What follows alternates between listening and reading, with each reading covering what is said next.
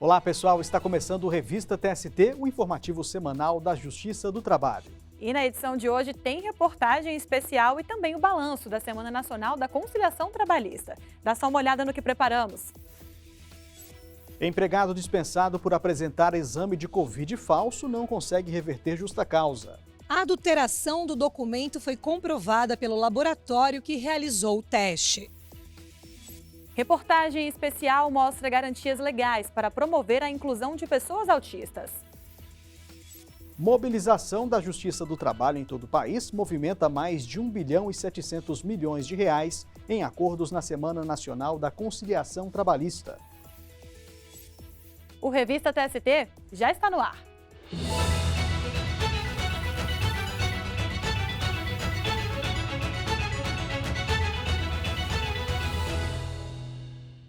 Abrimos o programa de hoje com decisão da Seção 2 de Dissídios Individuais do TST. O colegiado afastou a ordem de reintegração ao emprego de uma bancária demitida por justa causa durante o período de afastamento por auxílio-doença. Para a maioria da SDI2, não é possível concluir que a trabalhadora tem direito à reintegração sem uma análise mais aprofundada das provas. A repórter Larissa Batista acompanhou o caso e tem mais informações para a gente. Oi, Larissa. Oi, Anderson e Luana. De acordo com o banco, a mulher foi demitida por justa causa depois de terem sido recebidas denúncias de que ela frequentava academia e cursava faculdade em outra cidade, mesmo estando afastada pelo INSS, em razão de uma doença nos ossos e nos músculos do braço. A empregadora usou como prova fotos publicadas pela bancária nas redes sociais. Inconformada com a dispensa, a trabalhadora entrou com um mandado de segurança, solicitando a reintegração imediata ao emprego e o restabelecimento do plano de saúde. O pedido foi atendido pelo juízo de primeiro grau. O Tribunal Regional do Trabalho da 13ª Região, na Paraíba, manteve a decisão. Para o TRT, o fato de a empregada estar cursando o ensino superior enquanto recebia o benefício previdenciário não pode ser caracterizado como falta grave. A instituição financeira recorreu ao Tribunal Superior do Trabalho. No julgamento do caso, na seção 2 de dissídios individuais, prevaleceu o voto divergente do ministro Amaury Rodrigues. Na avaliação dele, não é possível discutir por meio de mandado de segurança questões relativas à caracterização da justa causa. Segundo o ministro, esse tipo de ação exige a existência de provas concretas. Não se afigura possível, diante da controvérsia dos fatos narrados, evidenciar a liquidez e certeza do direito vindicado nesta demanda de segurança, qual seja a reintegração, mormente porque a matéria veiculada na ação matriz está afeta à inexistência de eventuais irregularidades perpetradas pela impetrante, ensejadoras da justa causa aventada pelo litisconsorte, sendo, portanto, indispensável a dilação probatória com o confronto de alegações e provas apresentadas por ambas as partes. O entendimento foi seguido pela ministra Morgana Richa. Sobre essa espécie de rescisão contratual, registre-se, a SDI1 já se pronunciou no sentido de que a suspensão do contrato de trabalho para percepção do benefício previdenciário não impede a produção imediata de efeitos da rescisão por justa causa. A relatora do recurso, ministra Liana Schaibe, considerou que a questão jurídica do caso se limitava a definir se os motivos que levaram o banco a aplicar a justa causa estavam de acordo com as hipóteses já previstas na consolidação das leis do trabalho. Me parece que é uma questão de qualificação dos fatos jurídicos, ou seja, esses fatos se enquadram no artigo 482 da justa causa, essa é a questão. E nós não podemos, e aqui eu trago novamente a tese dessa casa, de que se o INSS a colocou de licença, então é presunção de validade dos atos. A desembargadora convocada, Margarete Rodrigues Costa, acompanhou o voto da relatora. A concessão da segurança não demandou exame de fatos e provas da causa principal. O exame aqui no mandado de segurança sobre a licitude do ato demissional que ocorreu no curso do benefício previdenciário não me parece que foi obstado pela simples notícia de que o empregador enquadrou a dispensa da reclamante como justa causa. No julgamento, ficaram vencidas a relatora, ministra Liana Schaibe, a desembargadora convocada Margarete Rodrigues Costa e o ministro Sérgio Martins. O ministro Aloísio Correia da Veiga se declarou impedido. Assim, por maioria de votos, a SDI2 afastou a ordem de reintegração da bancária demitida por justa causa durante auxílio-doença. Não cabe mais recurso. Anderson, Luana, volto com vocês no estúdio. Obrigado, Larissa. Bom trabalho para você. E no próximo bloco, a gente destaca outro caso que também envolve uma bancária. É isso mesmo, Anderson. A empregada conseguiu retirar a prescrição de um processo em que buscava receber valores reconhecidos em ação coletiva. A gente volta em instantes com as informações.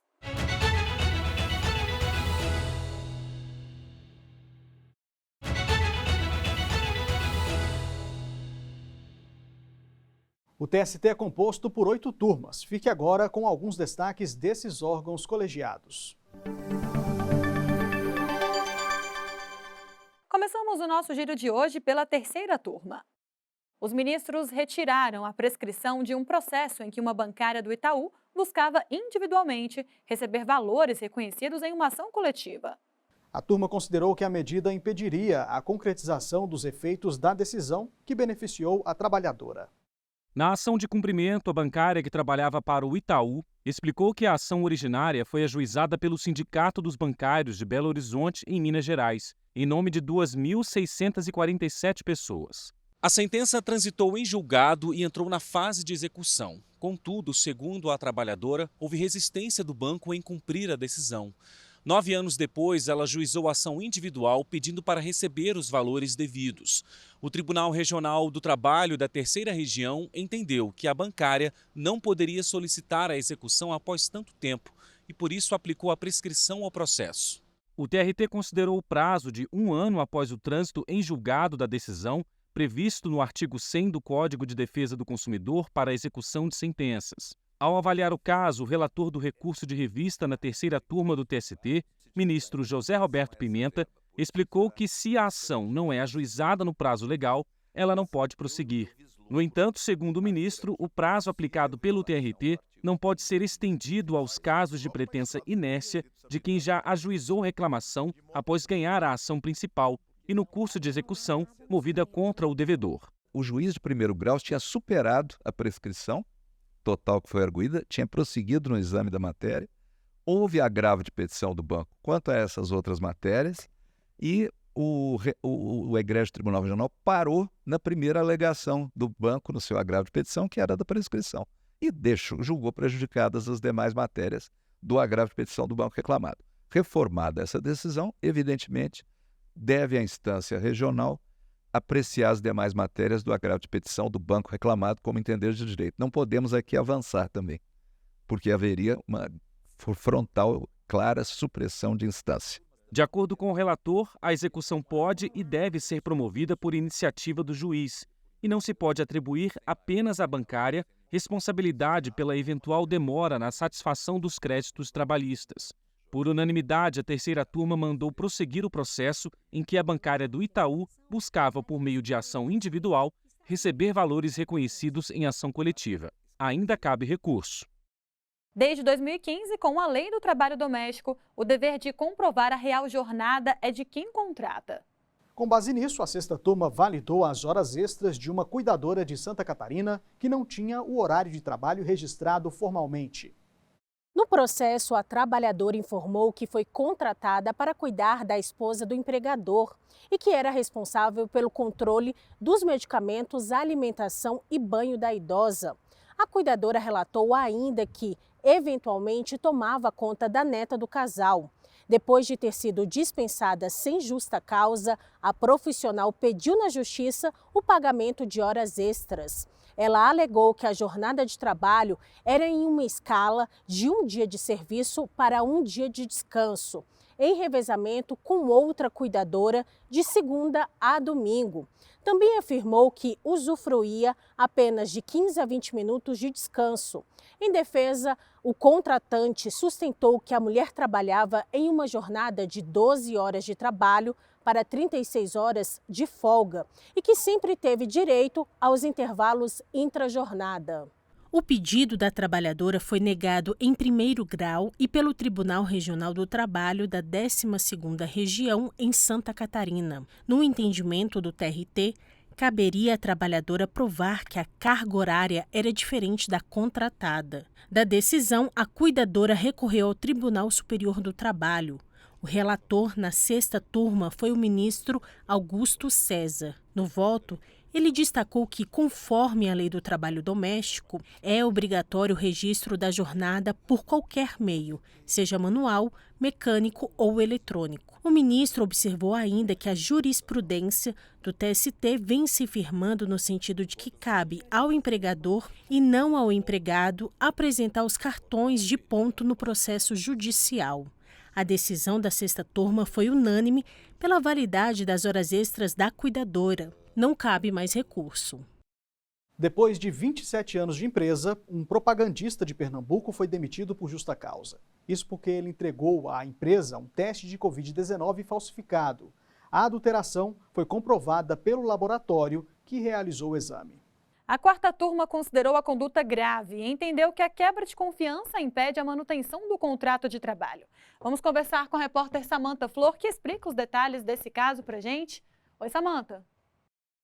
Oi, Luana. Oi, Anderson. O trabalhador era vice-presidente do sindicato da categoria e, em tese, teria direito à estabilidade provisória. Por isso, a empresa entrou com ação trabalhista depois de ter aplicado uma suspensão ao profissional. O objetivo era abrir um inquérito para apurar o cometimento de falta grave e respaldar a dispensa por justa causa. Segundo o processo, o empregado apresentou atestado e receituário com indicação de 10 dias de repouso por infecção pelo vírus da Covid-19. Mas, ao analisar os documentos apresentados, a empregadora constatou uma rasura no laudo, confirmada pelo laboratório que realizou o exame. O teste verdadeiro havia dado negativo. Ao avaliar o caso, o Tribunal Regional do Trabalho da 6ª Região em Pernambuco manteve a sentença de primeiro grau, que reconheceu a falta grave e declarou a rescisão do contrato de trabalho por justa causa. Segundo o TRT, as alterações no laudo eram perceptíveis a olho nu. O propagandista recorreu ao Tribunal Superior do Trabalho. O trabalhador alegou que trabalhou mais de 27 anos na empresa sem qualquer punição anterior. No entanto, o relator do caso na 4ª turma, ministro Ives Gandra, reafirmou o entendimento do Tribunal Regional de que a apresentação do exame falso foi comprovada e qualificada como grave. O ministro citou ainda a decisão da 6ª turma do TST, que considerou quebra de confiança contratual a apresentação de atestado médico falsificado. Por unanimidade, ficou definido que a decisão do TRT está em sintonia com o entendimento do Tribunal Superior do Trabalho em casos semelhantes. Portanto, o propagandista não conseguiu reverter a demissão por justa causa. Não cabe mais recurso. Volto com vocês no estúdio.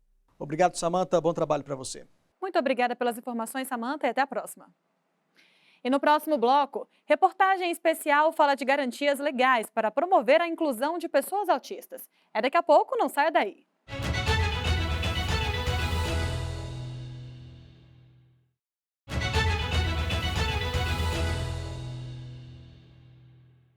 O transtorno do espectro autista é uma condição neurobiológica que afeta a maneira como uma pessoa percebe o mundo e interage com os outros. Algumas pessoas com autismo podem ter dificuldades de se comunicar. Por outro lado, também podem apresentar habilidades avançadas em determinadas áreas ou ter uma memória aguçada. Cada pessoa no espectro é única e precisa de cuidados específicos desde a infância. No Brasil, há leis e políticas para garantir o suporte necessário e promover a inclusão. Mães e pais precisam estar envolvidos nessa missão e é por isso que há garantias asseguradas também no âmbito trabalhista. O repórter Rafael Oliveira preparou uma reportagem especial sobre o tema. Vamos acompanhar. Vai, amor, mostra aqui, ó. Inocência, pureza, alegria. Adjetivos que traduzem bem o momento em família. Seja no chão da sala ou em qualquer outro lugar, o casal Alisson e Judite se esforça para aproveitar ao máximo cada momento livre com os filhos. Saturno, meu! Que gatinho! O foguete! Cadê o astronauta? A vida deles é corrida. Além da rotina de trabalho, as crianças demandam atenção extra. Theo tem autismo e recebe acompanhamento de vários profissionais, como terapeuta ocupacional e fonoaudiólogo. São no mínimo 4 encontros por semana, além da escola. Judite até mudou de emprego para dedicar tempo às atividades do filho. Eu ficava com culpa de não ser a mãe que eu gostaria de ser para o menino, de ter uma vida muito corrida. E essa coisa de ficar correndo de um lado para o outro, leva o menino para terapia e volta para o trabalho, não sei o quê, depois busca o menino em tal lugar e busca outro, que a gente tem 2 filhos, né?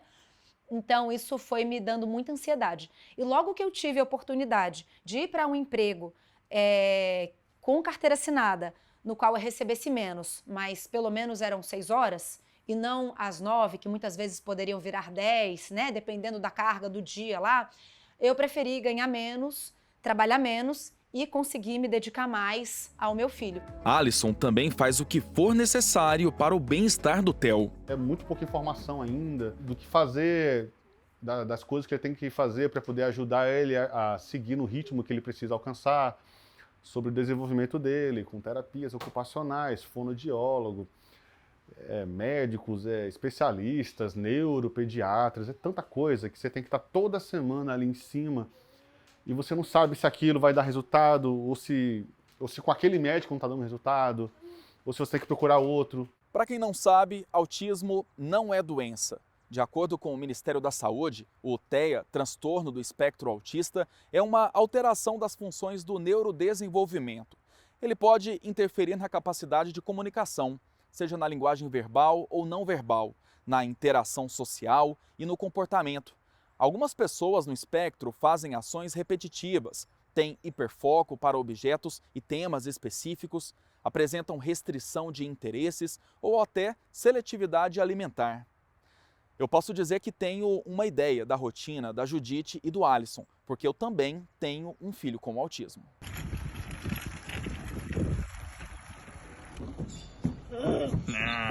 Esse é o Heitor, hoje com 5 anos.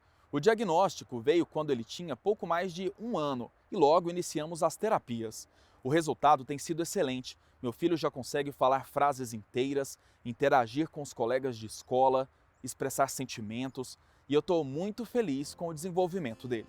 O responsável por uma criança autista precisa, entre outras coisas, de tempo para acompanhá-la nas atividades terapêuticas. O tema tem sido discutido inclusive na Justiça do Trabalho. Em recente decisão, a 7ª turma do TST determinou que fosse mantido o salário de uma bancária do Bradesco no Rio Grande do Sul, cuja jornada foi reduzida de 8 para 4 horas por ser mãe de gêmeas com autismo. O colegiado aplicou, por analogia, regra do regime jurídico único dos servidores públicos federais que possibilita reduzir o horário de trabalho de quem tem filho com deficiência. Isso sem a diminuição dos vencimentos. O relator foi o ministro Agra Belmonte. São direitos que dão a essa pessoa uma flexibilidade, não apenas em relação ao horário de trabalho, como também ao comparecimento no trabalho. O que eu estou querendo dizer com isso? Que essa pessoa pode ter uma flexibilização no sentido de, em vez de trabalhar presencialmente, trabalhar remotamente, por meio do teletrabalho. Uma flexibilização do regime de trabalho e das férias. Um regime especial de compensação de jornada de trabalho por meio de banco de horas. Uma antecipação de férias individuais. A legislação brasileira prevê garantias específicas para quem tem autismo, como o atendimento integral na rede pública de saúde, incluindo diagnóstico precoce, acompanhamento médico, psicológico, fonoaudiológico, nutricional, entre outras especialidades. Também são assegurados benefícios sociais para famílias de baixa renda. Ana Carolina é presidente do Instituto Stenkoff, em Brasília, um centro de atendimento, pesquisa e informação para pessoas autistas e familiares. Atualmente, ela trabalha no levantamento de dados para o Mapa Autismo Brasil, a primeira pesquisa não governamental sobre o assunto. A pesquisadora quer ajudar a espalhar conhecimento sobre a importância de um diagnóstico precoce e de proporcionar um desenvolvimento adequado. Quando trazemos o tema autismo, muitas pessoas ficam, nossa, autista não fala, autista não interage, ele não consegue estar no meio da sociedade. E nós acreditamos que é o contrário. A primeira pergunta quando a família chega aqui, que eu faço é, qual é o potencial do seu filho? O que ele faz muito bem? E as famílias ficam, como assim? Ele é autista, mas ele corre? Corre. Ele foge da gente muito bem. Ele sobe parede, ele desenha, ele gosta de encaixar as coisas.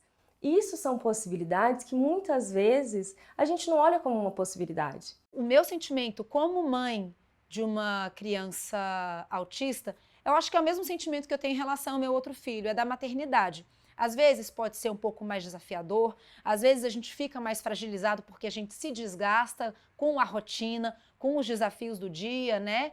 Com toda a questão de logística. Eu acho que é um trabalho em que te torna, te ajuda na sua evolução pessoal, sabe? Como ser humano, espiritualmente também. Daí que outras mães e pais tenham consciência sobre a importância de um diagnóstico precoce e possam contar com o suporte adequado para o desenvolvimento das crianças com autismo. Fique agora com mais notícias da Justiça do Trabalho. O presidente do TST e do CSJT, ministro Olélio Bentes Corrêa, realizou visitas institucionais aos Tribunais Regionais do Trabalho da 6ª Região, em Pernambuco, e da 13ª Região, na Paraíba. Nos encontros, ele conheceu projetos sociais e participou de rodas de conversa sobre trabalho infantil e aprendizagem. O TST prorrogou até 17 de junho o prazo para manifestações sobre o direito de oposição ao pagamento de contribuição sindical. O tema é discutido em incidente de resolução de demandas repetitivas proposto pela Seção de Dissídios Coletivos. A SDC quer uniformizar o entendimento da Corte sobre o assunto. Para marcar o Dia Mundial contra o Trabalho Infantil, o TST vai sediar em 12 e 13 de junho o seminário Infâncias Invisibilizadas, Reflexões Sociais e Práticas Institucionais. O objetivo é criar um espaço de diálogo sobre as piores formas de trabalho precoce. Haverá transmissão pelo canal do TST no YouTube. Também no canal do TST no YouTube você assiste ao 3º episódio do videocast Vozes da CLT, 80 anos de história. Nesta edição, o ministro do Tribunal Superior do Trabalho, Augusto César, explica o que é a perspectiva existencial nas relações de emprego. O ministro também aborda os novos significados que o trabalho humano adquiriu nos anos posteriores à redemocratização brasileira. Promovida anualmente pelo Conselho Superior da Justiça do Trabalho, em parceria com os Tribunais Regionais do Trabalho, a 8ª edição da Semana Nacional da Conciliação Trabalhista ocorreu em todo o país. Pois é, Anderson, com o slogan É Conciliando, que a gente se entende, o mutirão bateu recorde, superando mais de R$1 bilhão em arrecadação. Vamos aos resultados. A Semana Nacional da Conciliação Trabalhista 2024 celebrou cerca de 30 mil acordos, que movimentaram mais de R$1 bilhão e 700 milhões de reais.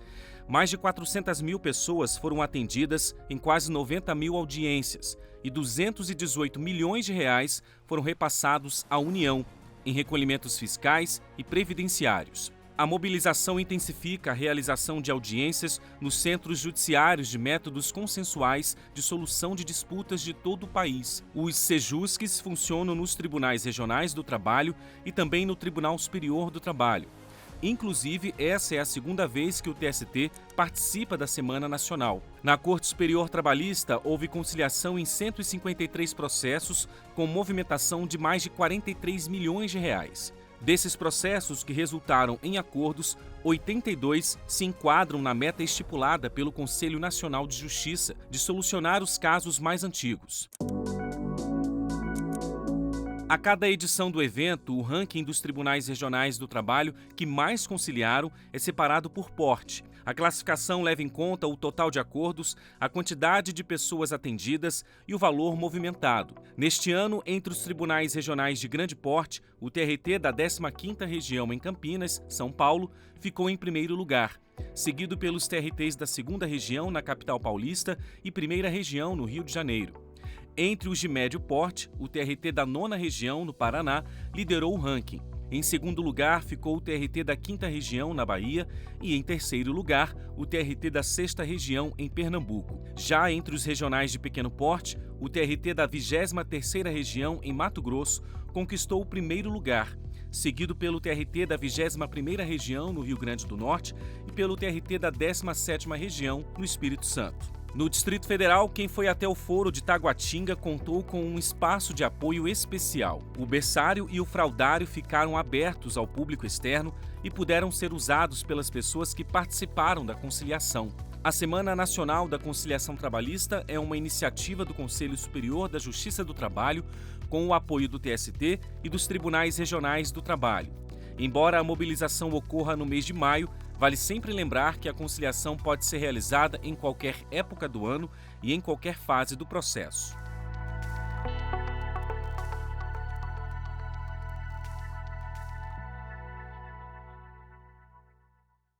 O Revista TST termina aqui. Obrigado pela companhia. Não se esqueça que temos um encontro marcado na semana que vem. Até lá!